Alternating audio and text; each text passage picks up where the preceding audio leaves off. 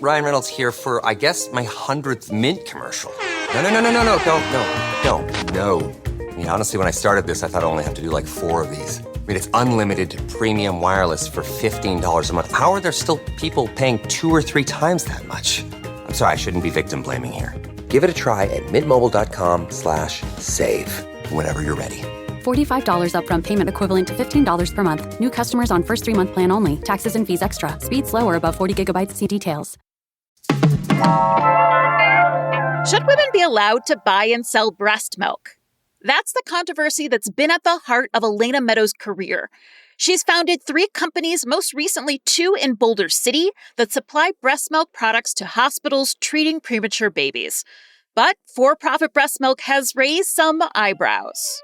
Today on CityCast Las Vegas, we're talking with Meadow about the breast milk industry and the legal battle that is shuttering Meadowlark, her Boulder City business. It's Thursday, August 1st. I'm Sarah Lohman, and here's what Las Vegas is talking about.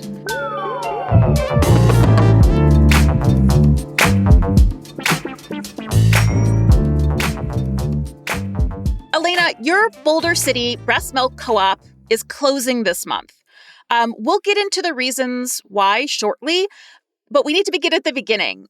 What do we know about the benefits of breast milk? It's almost immeasurable because there's over 100,000 different components in breast milk, and most of them have not even been identified. There's the key proteins, immune factors, anti-inflammatories, pro-inflammatories, enzymes, and growth hormones. So especially for a preterm baby, a growth hormone is very important because it also matures that baby's gut so that baby can digest milk, or actually there's been research to show if they have breast milk at the start, they're able to digest infant formula better at a later time because those growth hormones season that gut and make it mature.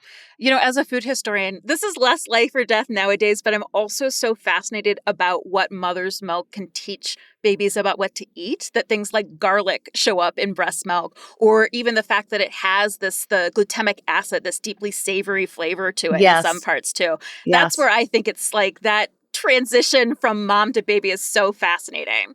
So the Washington Post recently called you the mother of the breast milk industry. So take a moment and walk us through your career. Oh, sure. So I started having my kids in the 1980s and late 70s, early 80s, and I was working in Canada up at the Vancouver Stock Exchange. And I was breastfeeding my 3rd baby, and I put together a breast pump of my own, just a suction unit and all that, and I was pumping. And I realized then that breastfeeding women didn't have much support back in the day, except for La Leche League, which has always been great. And so started my first medical device company, which was a breast pump. And then after I got a ton of hospital accounts for that, including Johns Hopkins, some other really prestigious accounts, I realized that just simply giving a better breast pump wasn't going to do it because tremendous number of babies, preterm babies, are actually abandoned at the hospital by their mothers who, for social reasons, maybe they're on drugs, they may be prostitutes, they may be homeless, and they have their baby and they never come back. And so that baby does not, up until when ample supply of donor milk was available, those babies simply went without. And they are about 15 times more likely to die if they're very small preemies without breast milk. Okay, so tell me a little bit more about what makes your business model different than milk banks. Okay. Well, when I started my first milk-based business, that was Prolacta Bioscience in 1999. And what was different about that is it was for-profit. All the other milk banks traditionally had been nonprofit. And that garnered a lot of criticism. Basically saying, oh, no one should ever make profit off of breast milk and this and that. And so there was a hard struggle at first, but hospitals appreciated the fact that they had a product that was professionally prepared, had a nutritional label on it so that they can determine the suitability for any given baby. But there was a big pushback, mainly from the nonprofit milk banks, who thought it was wrong to have a profit-oriented company doing this project. Most milk banks, the women just give the milk, donate the milk. And I was the first one to make that into a co-op so that the bank would be owned by the women who actually provided the milk. Why are we going to these lengths to provide breast milk when, plenty of mothers also use formula and the process goes just fine? So what are the differences there? Well, I think the difference is the baby. And if the baby is born premature, and some of them are born as early as 25 weeks gestation, so that's 15 weeks early, they are not able to actually digest foreign protein. So the cow's milk protein is hard for them to process, and it can cause bowel irritation, which can lead to a bowel infection, which is 50% fatal. Wow. Okay. So your work is focusing on premature babies specifically, not necessarily. I mean, I know also that nursing mothers feel a lot of pressure for their to breastfeed, and that's just not always a reality for everybody. Right. And I think everybody needs to be very conscious and respectful of women's decisions on how they want to feed their baby. It's really robbing a new mom of the pride of making her own decision. Could you also clarify what that product is? Because it's not just breast milk in bags, correct? Right, correct. There's a wide variation between moms in terms of protein, calories, fat, and lactose, which are the four main components or the four main aspects of human milk. And so in order to standardize it, you have to pool the milk of several different moms. And then because preterm babies need about 4 times more protein than normal mother's milk has, you have to basically formulate it so that you're boosting the protein to a higher level. And that supports normal brain development and also protects the intestinal tract from infection. And is this a product that milk banks are also making, or was your product unique? In the most recent company in Meadowlark, I developed a shelf-stable product because all the other products out there are frozen, and they're also not sterile. And so for these little preemies who are very prone to infection, even a small amount of bacteria or virus in that milk could actually be lethal to them. So I felt it was all the infant formula that's done for preterm babies, it's all commercially sterile. And yet all the milk from nonprofit milk banks, it's just pasteurized, and pasteurization does not render a product sterile, commercially sterile. So basically, you were building on a donation-based industry that was out there, a donation-based product coming from milk banks, and then you improved upon that product to make it more nutritionally viable, to make it standardized, and to also make it sterile. Correct. And we paid donors as well. And so is that why you founded a for-profit organization as opposed to the not-for-profit previous model of a milk bank? Right. I founded it as a for-profit company because we needed to acquire a certain amount of funding to be able to have very sophisticated processing equipment and process in large volumes. My goal was to reduce the cost of donor milk so that hospitals could adopt the use universally and it would not be a problem to provide it. And more recently, it's become even more important because now with the litigation that's out there against the formula companies, the hospitals are in a very difficult position right now. Yeah, and hospitals are still paying for nonprofit milk as well. That's not coming into the system for free. Correct. And they've raised the prices, even the nonprofit milk banks. Since I started the first company in this sector in 99 and built the first plant in 2001, the nonprofit milk banks have increased their per ounce charge from $2 an ounce back in 2001 to now between $5 and $6 an ounce. So let's come back to the criticism you mentioned of basically founding a for-profit breast milk product company. So not everyone agrees that paying women for breast milk is a good idea.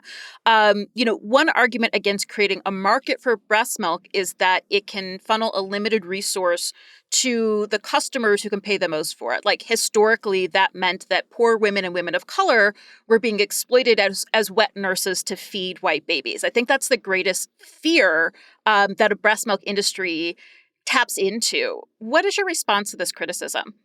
Well, I think that women have a right to do with their breast milk what they want to do. And the informal milk sharing market is exploded. Women are trading milk, exchanging milk online.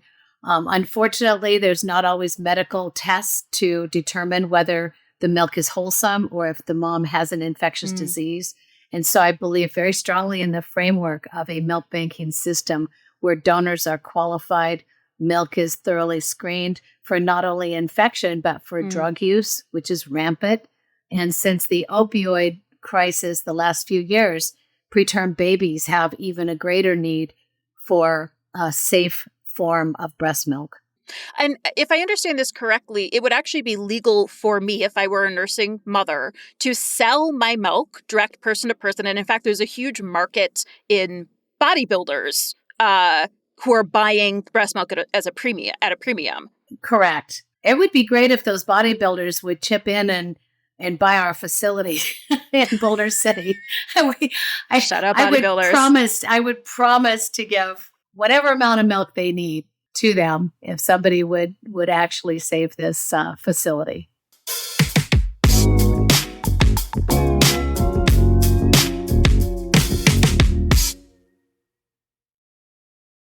So what brought you to Nevada?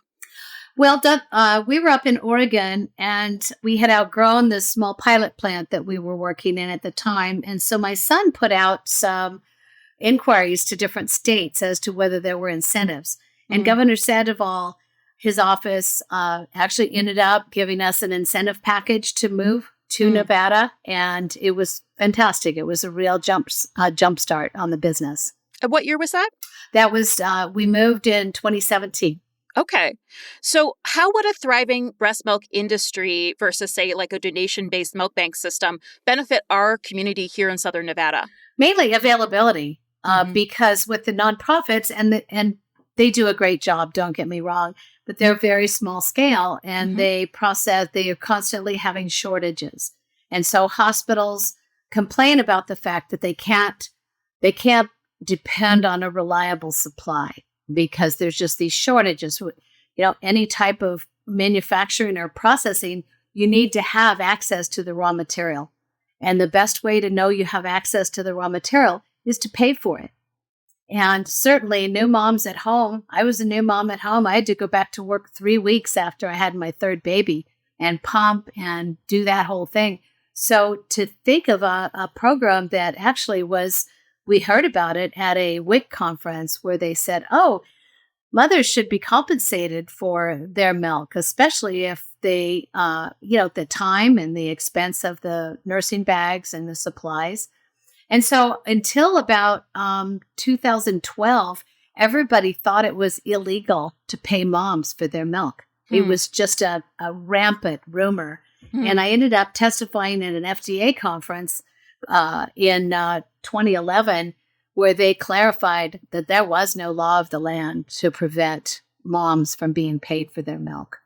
So now we have mother-to-mother sharing, we have informal sharing, we have paid sharing, we have the nonprofit milk banks, and we have the for-profit milk banks. And there's still not enough milk for the preemies. Right now, as we speak, there is not a whole lot of donor milk being given to preemies in Nevada. And for the last 2 legislative sessions in Nevada, the politicians have bypassed the ability to tap into Medicaid, put a little bit of money on it, on top of it, and actually pay for human milk. They've had the proposal twice now and have not done it. Pretty much every other state now does it. California even pays for milk for home use when the preemie gets home if mom has lost her milk supply, which happens a lot with preterm babies. The moms just have so much trouble keeping up their milk supply.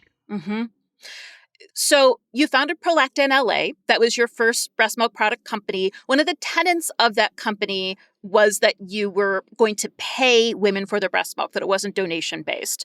I hear that that's a big part of why you want this to be for profit. So you started this company. The company eventually pushed you out, and now they're suing you. So what can you tell me about what's going on there? Well, I can't discuss the details of the lawsuit, but they filed the lawsuit in 2015, and it is still ongoing to this day. They claimed that I took trade secrets when I left Prolacta, which, quite frankly, I would find nothing more boring than to do the same thing twice. They pasteurize and they produce a frozen product. I developed the shelf-stable product and commercially sterile product for additional safety, and also to be able to ship it overseas, which right now, any of the international aid foundations for orphans or children, they can't do anything with frozen milk. They don't have the ability to store it. And so the shelf-stable milk has found its way internationally. So with your newer company, your second breast milk product company, Medelac, that's a company that's being sued. That's also the one where you've developed the shelf-stable and sterile milk. What is happening to that company now? Oh, yeah. So Medelac is no longer in business, but we held on to the processing facility. There's a couple, $3 million, $4 million worth of equipment in there. And I really just hated to see all of that work go for nothing. And so we tried, but with the lawsuit hanging over our heads, it's almost impossible to get funding for a new company. We got some funding, but of course, then after they put Medelac under by challenging the bankruptcy in the federal court, we tried to restart under the Mother's Milk Co-op, and that we just couldn't get the funding to do it. So what happens to that processing facility? Well, it's all the equipment will be auctioned off this Friday. And Medelac still owes money to milk donors. Will those donors get paid? It's actually Mother's Milk Co-op that owes money to the donors, and it is my intention to pay everything to all the donors. That's my determined opinion on what to do. You know, we're talking to you during a very transitional week for you, when you are seeing the equipment and the space that was Medelac be auctioned off this Friday. And you are trying to get a new company moving forward. What do you hope happens with the Mother's Milk Co-op in the future? I would love to see the same kind of model that I did, where mothers actually own the milk bank. And Mother's Milk Co-op is still out there. The donors are the only owners of it. So when we couldn't pay them, we gave them shares in Mother's Milk Co-op. So they are the owners. I don't own one single share in Mother's Milk Co-op. I've just worked to try to keep it alive. And I'm not sure we're going to be able to keep that company alive. And the infant nutrition market is a very litigious market. Why do you think policy and regulation around breast milk is so contentious in the U.S.? I think that anything to do with maternal child health is contentious. I think that a lot of people blame the formula companies, but I actually don't. I think that they've provided a much needed product. A lot of women can't breastfeed, or if they happen to have their preemie at a hospital that doesn't use donor milk and they try to pump, and it's really hard to keep up a milk supply when you don't have a baby at your breast, stimulating all those hormones that you need in order to make it. I think that it's contentious because there's a tremendous amount of money in it.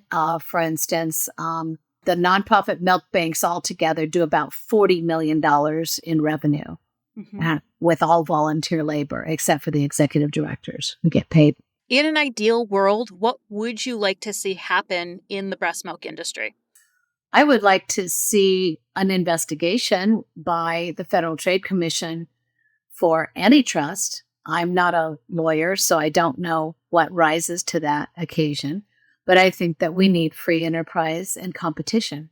And I would welcome additional competition because everybody who starts a new company generally has a different way of looking at how to do things. And I think that that's healthy. And I think that the patients, the hospital industry, the parents, everybody benefits when people are trying to do a better job at the same old thing.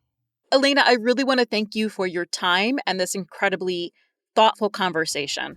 Thank you so much for looking into it. I think more people need to understand how life-saving human milk is, and everything needs to be done to encourage it and increase it.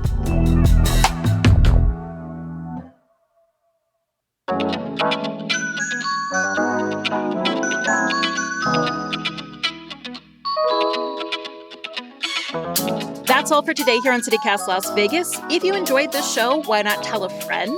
Share this episode and also take a moment to rate the show and leave us a review. You can also subscribe to our morning newsletter, Hey Las Vegas, on our website. We'll be back tomorrow morning with more news from around the city. Take care.